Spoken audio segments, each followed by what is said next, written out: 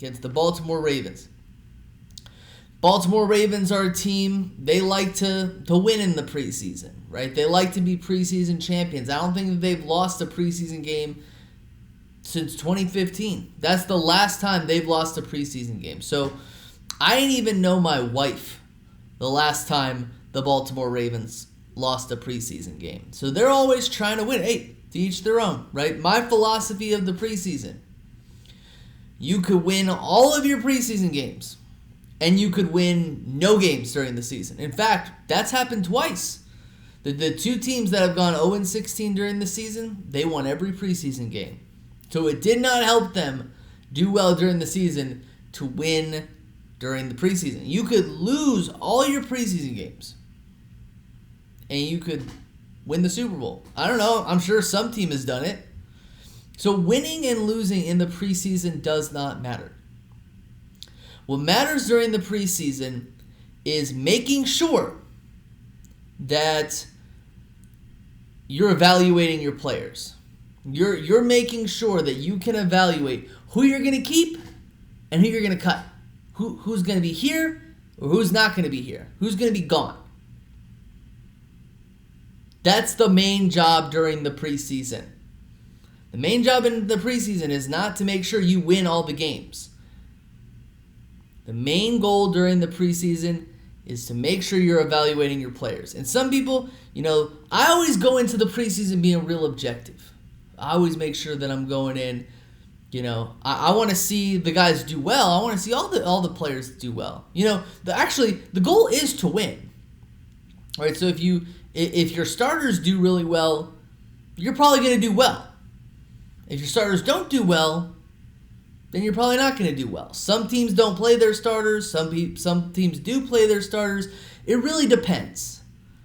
Yeah, I think that the teams that don't play their starters, they're really worried about injuries, right? They don't want their starting quarterback or their starting receiver, starting defenders to get injured, because you also want to come out of the preseason injury-free.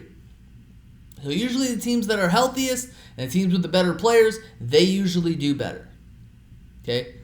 Some people go into the preseason and they like to do this double standard thing where if they're playing well during the preseason, they're like, yeah, we're going to do really well and win the Super Bowl maybe. I don't know.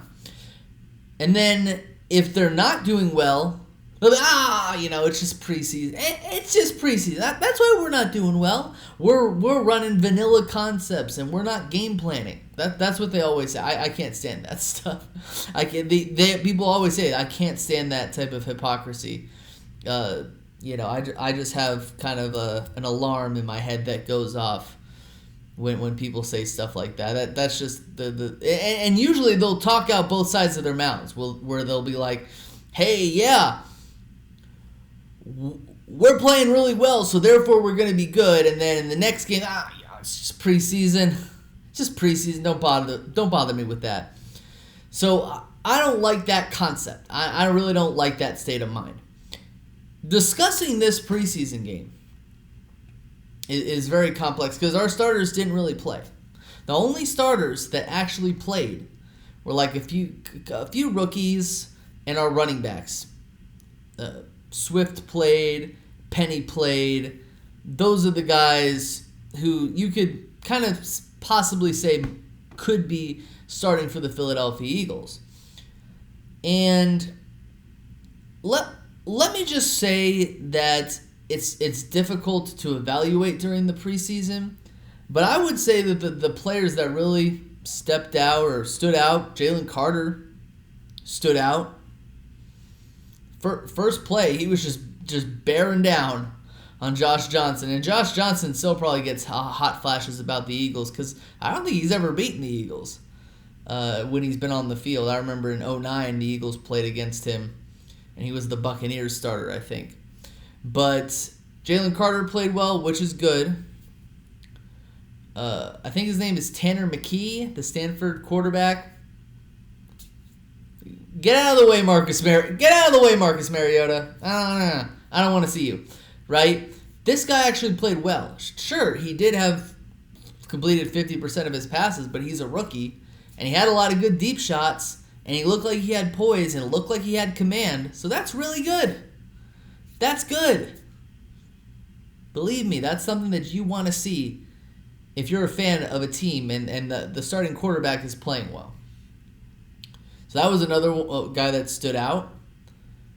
Eli Ricks, he had a pick six, went the other way. Eagles usually don't get that many turnovers in preseason. Well, they got a turnover here, and they got a turnover for points. That's really good for him. I would say DeAndre Swift stood out on the first drive. So these are guys that I looked at, and I was like, these guys played really well. They got my attention. Now, the guys who didn't do very well, number one, Marcus Mariota didn't do very well. I have really never liked Marcus Mariota ever since the Eagles fans were going gaga about drafting him. I did not like Marcus Mariota. That is one thing that I put my stamp of approval on in being like, he's not very good.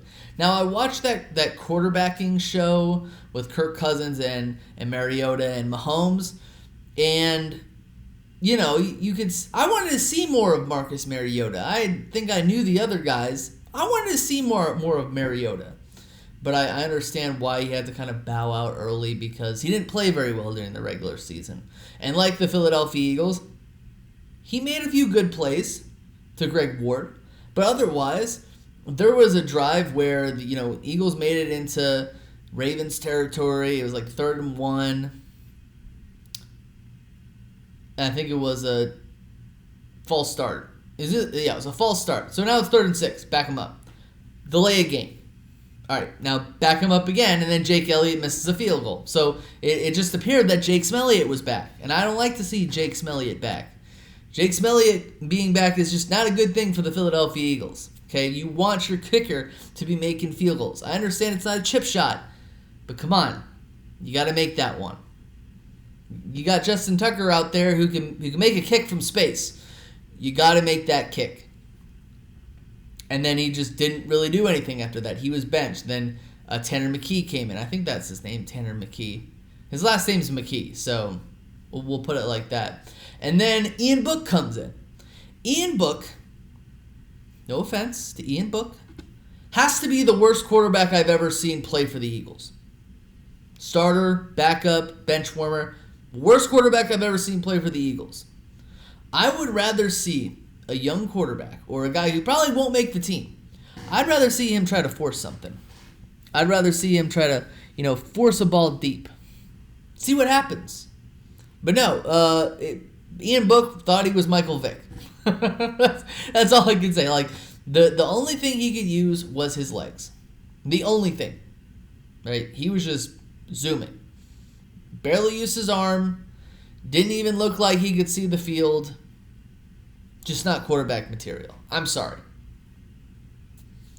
Is anything personal? No. I'm sure he's a great guy. He's probably getting cut. Okay? I mean, there's nothing else that needs to be said about that. He just wasn't good. Those were the players that I was spotlighting. Those were the players that I thought were good. At the end of the day, does the score count? No. Do I think that this was one of the better Eagles preseason games? Yes, I do. Because I've seen many Eagles preseason games where they just got blown out. I'd rather see a preseason game like this where it's close and both teams are in it and it seems like both teams are even. I do think both teams are pretty even. I think the Ravens and the Eagles, they don't play each other this season, but these two teams are relatively even. Okay, and we didn't even see their starters. We didn't even see Lamar Jackson. We didn't see Jalen Hurts. We didn't see the starting teams. So there's no true way to know. But I think we got a taste of some Eagles football, which is good.